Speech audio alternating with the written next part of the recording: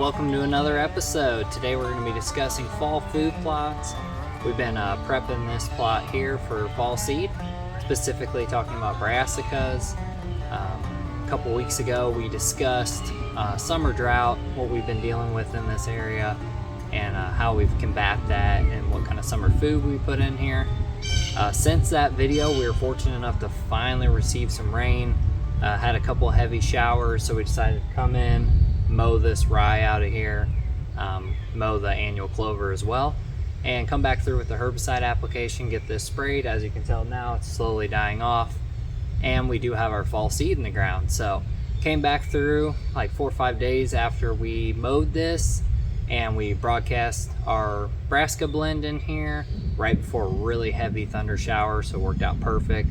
So just wanted to talk about different methods and ways that you guys can plant fall food plots, and the method that we're using currently, and hopefully this is going to be the most successful way of doing it. I definitely can tell already we've already got germination.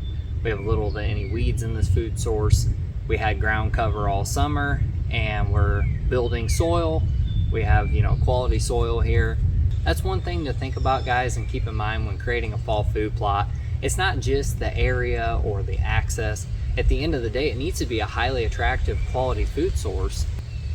You're trying to build a food source during a time of year where native vegetation is going to be at its least, if any at all. That's the whole point behind a fall food plot to begin with. Obviously, you're not going to compete this time of year with herbaceous growth, native plants, things that we think of as weeds.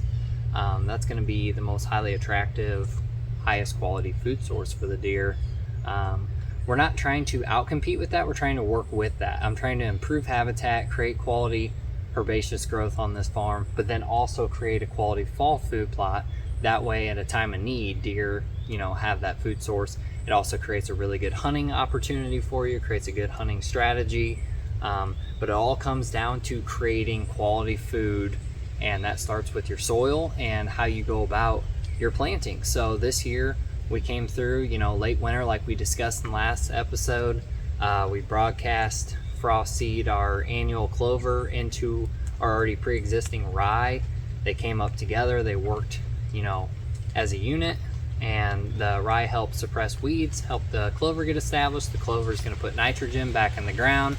And right now, you see all this yellow duff we have here. That is our rye, and that is acting as a slow release fertilizer, because we are coming back through here with a nitrogen application. We're going to put down about 50 pounds of urea on this food plot, about 100 pounds on our 3/4 acre food plot, and maybe another 20 to 50 on our other small food source. But just wanted to show you guys step by step what we're doing, and this is a better way of going about creating a fall food plot, and it takes very little equipment, backpack sprayer, four-wheeler. Even if you don't have those things, you can still manage this. As far as roller crimping the rye goes, or mowing it, you will have to either have a mower or a four-wheeler with a roller. But as far as broadcasting seed, all you need is a crank spreader and backpack sprayer, and you're good to go. I mean, it's minimal equipment, and you can still create really high quality food plots. Actually, I'd argue that you can build just as good of food plots as having $40,000-$50,000 in equipment. It's going to take a lot more sweat equity. It's going to be exhausting. You're going to need things like chainsaws to clear timber, to clear your areas out.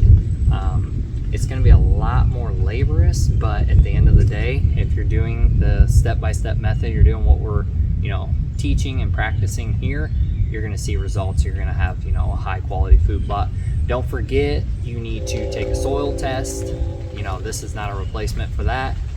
You still are going to need to do that, but by having organic matter here, by having a slow release fertilizer, by adding nitrogen at the appropriate time for your brassicas, you're gonna have a high quality food source. And we'll show you guys here in about a week or so what this looks like.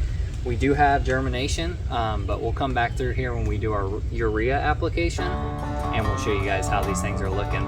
Thanks for tuning in on this week's episode, guys. We'll see you next week.